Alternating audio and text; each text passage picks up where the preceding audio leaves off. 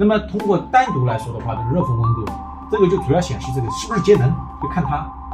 和看它。如果是节能的时候啊，你看通过排烟温度说来节能，排烟温度低就是把这个热量回收了，那不一定，也有可能是掺了钾在里面。那实际上呢，因为为什么我说通过这3个温度是最能直观来显示这个炉子燃烧系统是不是正常？这3个之间都是有互相关联。那么热风温度呢，主要显示一个节能。我们现在做到热风温度250度和热风温度只有50度，那么它这个节能就基本上能差多少？差20%，因为我们基本上回收100度的话，就节能10%，是这样一个情况。这里呢就是一个16个烧的16个空温区，下面呢主要是一个1时工作2时工作，这是变容的这个指示灯，这边有一个选择开关。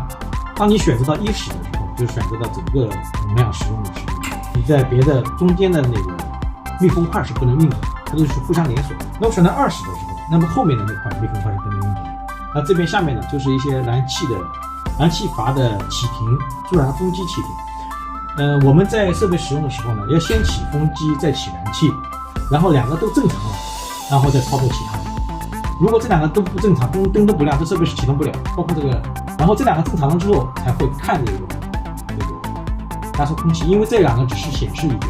它显示仪表的话，只是显示它是不是风机正常，燃气供气正常，然后压缩空气正常。这3块表是这3块表是这个设备开始运行的检测条件。